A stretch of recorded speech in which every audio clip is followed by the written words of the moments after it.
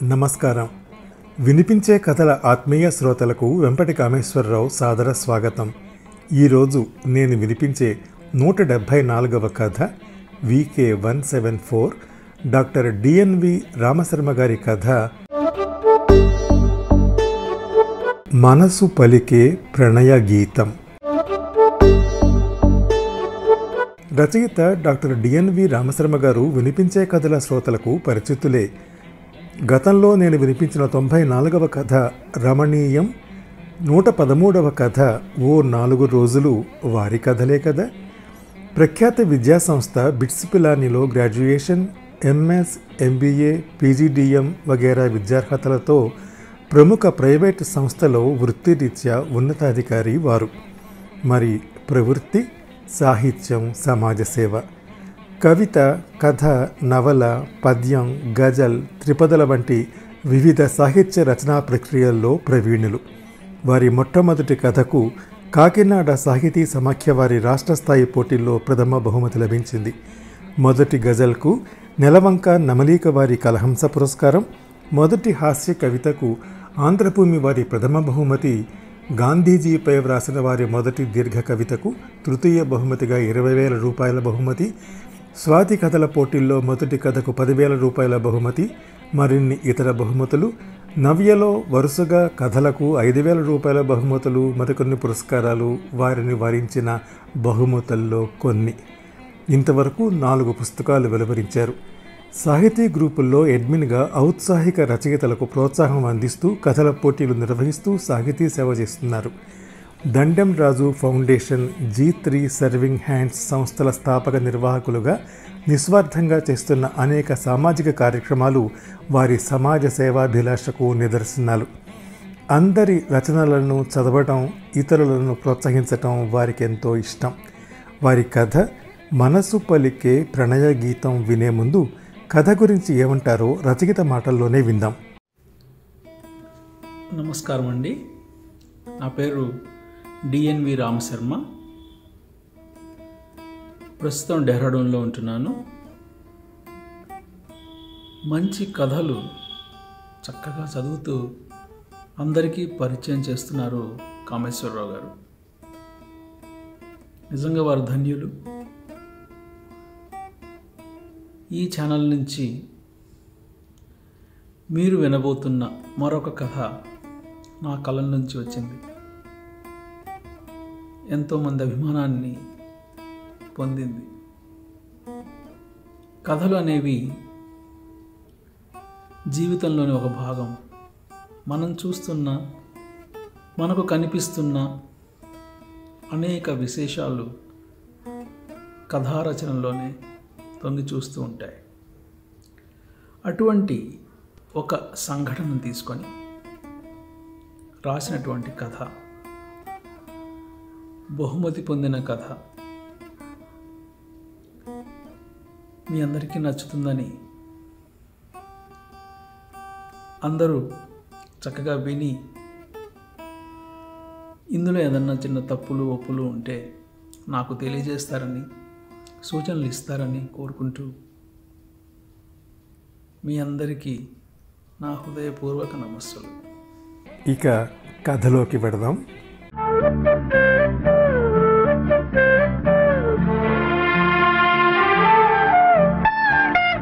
తనను పెంచి పోషించి విద్యాబుద్ధులు నేర్పించిన తండ్రి వద్దకు తాను దడదడలాడే గుంటెలతో సమీపించవలసి ఉంటుందని కిషోర్ ఎన్నడూ ఊహించలేదు. అమ్మకి విషయం చెబితే ఆశ్చర్యపోతూ, మీ నాన్నను అడుగు, నాకైతే ఏం పాల్పోవటమే లేదు అంది. ఇప్పుడు ఆయనకి ఈ విషయం చెప్పాలంటే భయంగా ఉంది. తండ్రి ప్రసాదరావు ఒక వాలకుర్చీలో సేద తీరుతున్నారు. తన వద్దకు గాభరాగా వస్తున్న కొడుకును చూసి ఏదో ఆందోళనగా ఉన్నాడని ఇట్టే పసిగట్టాడు. డాక్టర్ ఎవరా, సాయంగా ఉండొచ్చు అని చెప్పినా తను ఇంజనీరే కావాలని చదివాడు. అప్పుడు IITలో సీటు రాలేదన్న కంగారు ఎంతగా ఉందో ఇప్పుడు అంతకంటే ఎక్కువ కనిపిస్తోంది కిషోర్ ముఖంలో.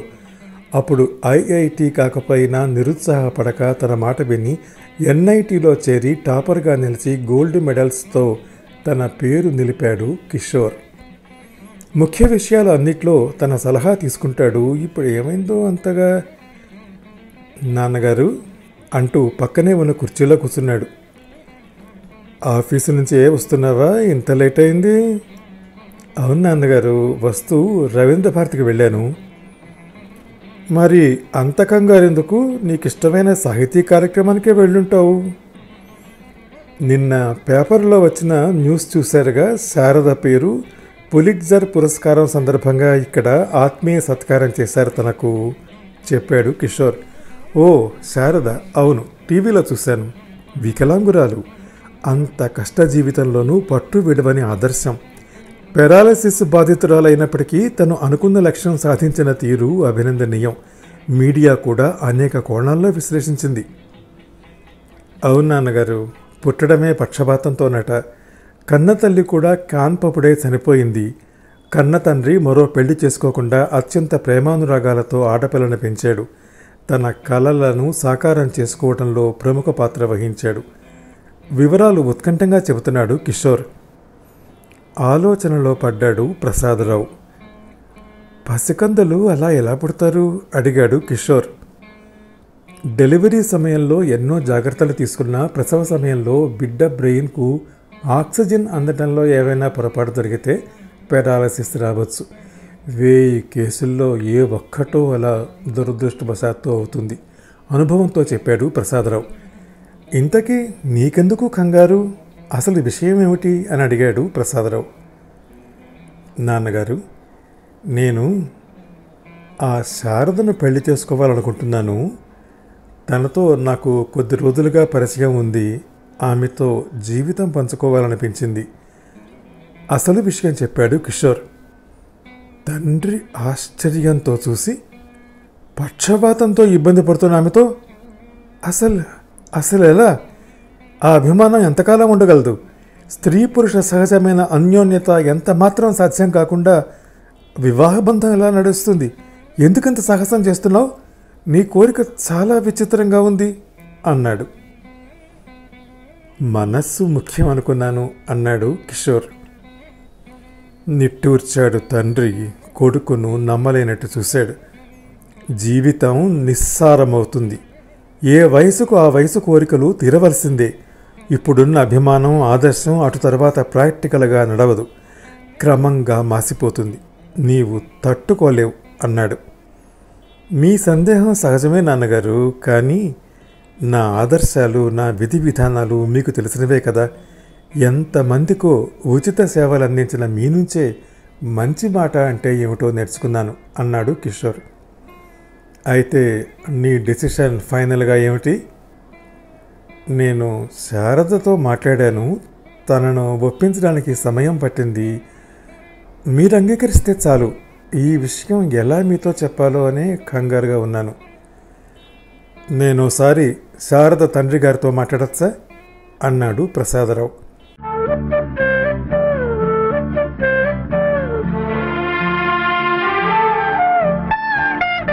తర్వాతి దృశ్యం శారద తండ్రి రామరాజు ఇంటికి మారింది.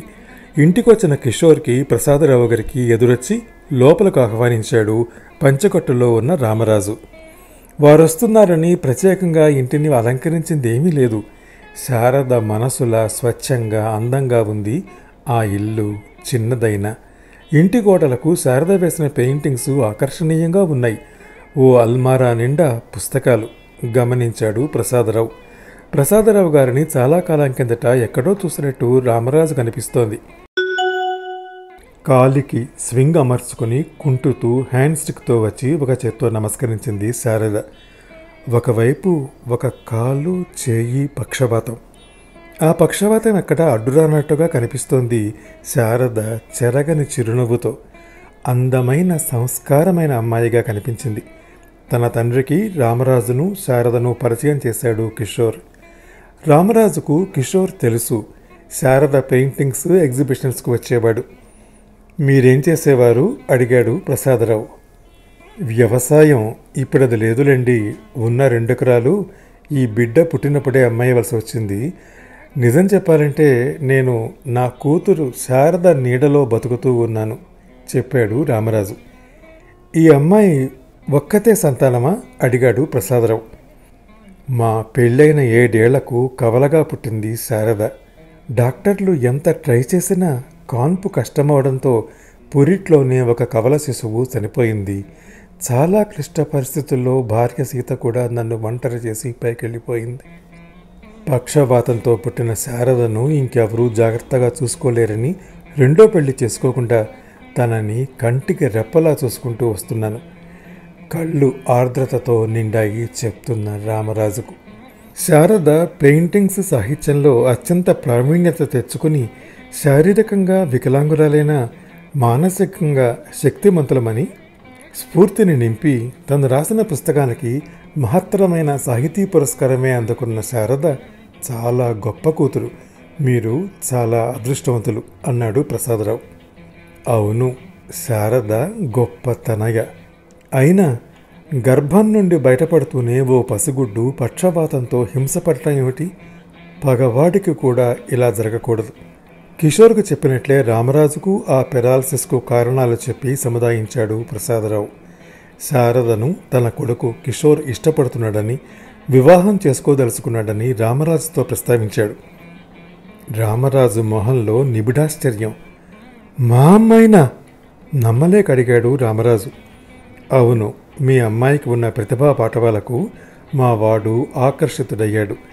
మీ అమ్మాయి సాన్నిహిత్యంతో పాటు ఆమెకు చిత్రలోకనం, సాహిత్యంలో ఉన్న అభినివేశం కూడా తనకు జీవితాంతం స్ఫూర్తిదాయకంగా ఉంటాయని మా వాడు అభిప్రాయపడుతున్నాడు.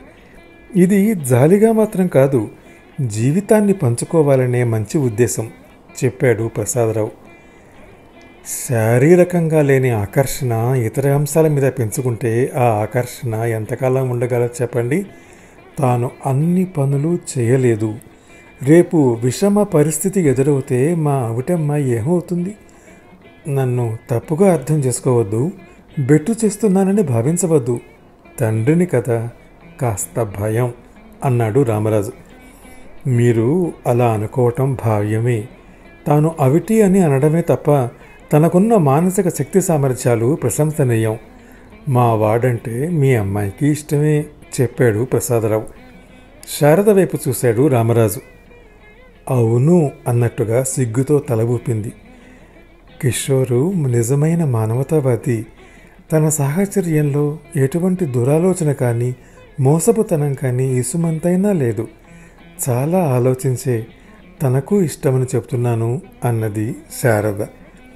అయితే అందరికీ ఇష్టమేనన్నమాట. మిమ్మల్ని ఆ పైనున్న నా సీత కలిపి ఉంటుంది. ఇకనే శుభం అన్నాడు రామరాజు. ఇంతకీ నీ పుట్టిన తేదీ సంవత్సరం ఎప్పుడు తల్లి? సంతోషంగా అడిగాడు. ఆ వివరాలు తన భార్య జాతక చక్రం తయారు చేయమని ఒకవేళ అడిగితే పనికొస్తుందని శారదతో అడిగాడు ప్రసాదరావు. చెప్పింది శారద.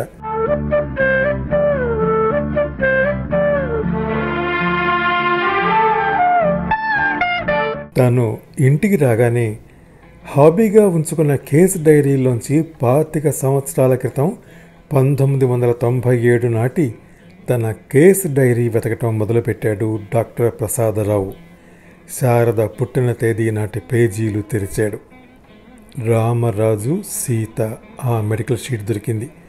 కేసు కష్టంగా ఉందంటే అప్పుడు ప్రసిద్ధ డాక్టర్గా ఉన్న తనను ఆ క్లినిక్కు స్పెషల్గా పిలిచారు. ఎంతో క్లిష్టమైన డెలివరీ కేసు అది. తల్లికి బిడ్డలకి ప్రమాదకరమే. సీతకు ఆడ శిశువులు కవలలుగా పుట్టారు. తాను శాయశక్తుల తన వైద్య సామర్థ్యాన్నంతా ఉపయోగించిన ఒక పాపను తల్లిని బతికించలేకపోవటం, రెండవ పాపకు ఆక్సిజన్ అందించటంలో జరిగిన పొరపాటు వల్ల ఆ పాప పక్షపాతంతో పుట్టడం గుర్తుకు వచ్చాయి. చాలా కష్టం. ఇక ఎక్కడైనా చైల్డ్ కేర్ సెంటర్లోనే బతుకున్నంతకాలం ఉంచమని, తనను సాకటం కష్టమని ఉచిత సలహా తనే ఇచ్చాడు రామరాజుకు.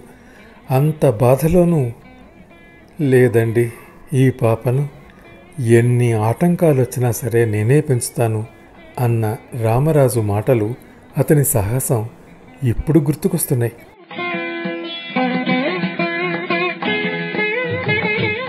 ఎంత గొప్పవారయ్యారు ఈ తండ్రి కూతురు. మనసులోనే వాళ్లకు జోహార్లు అర్పించాడు. అప్పటి ఆపరేషన్లో తెలియక తన వల్ల జరిగిన తప్పుకు ఫలితం శారద పరిస్థితి. శారద తన కోడలిగా తప్పకుండా రావాలి. ఇప్పుడు ఆ తప్పును సరిచేసుకునే అవకాశం ఇదే. వచ్చే నెలలోనే మంచి ముహూర్తం ఉంది, మనసులు కలిశాయి, ఇక జాతకాలెందుకు అని భార్య ముందే నవ్వుతూ సంతోషంగా అన్నాడు డాక్టర్ ప్రసాదరావు రామరాజుతో.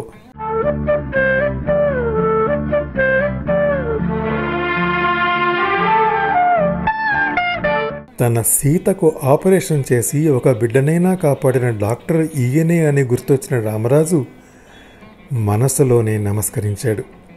రైతులుగా తాము పంటను పండిస్తే ఈ డాక్టర్లు ప్రాణం పోస్తారు అని సంతోషంగా ఒప్పుకున్నాడు రామరాజు.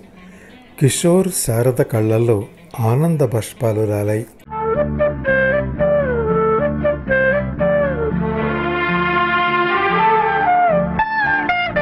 డాక్టర్ డిఎన్వి రామశర్మ గారి కథ మనసు పలికే ప్రణయ గీతం నా వినిపించే 174వ కథ VK174 విన్నారు. ఈ కథను నేను వినిపించే తీరు మీకు నచ్చితే లైక్ చేయండి, మీ కాంటాక్ట్స్కి షేర్ చేయండి, మీ అభిప్రాయాన్ని కామెంట్ రూపంలో నాకు తెలియజేయండి. నా వినిపించే కథల ఛానల్కి సబ్స్క్రైబ్ చేసి మీ ఆదరణ, అభిమానం, ప్రోత్సాహం అందించండి. తప్పక చేస్తారు కదా. నమస్తే. వినిపించే కథలు ఇవి, వినిపించే కథలు, వినిపించే కథలు ఇవి, వినిపించే కథలు.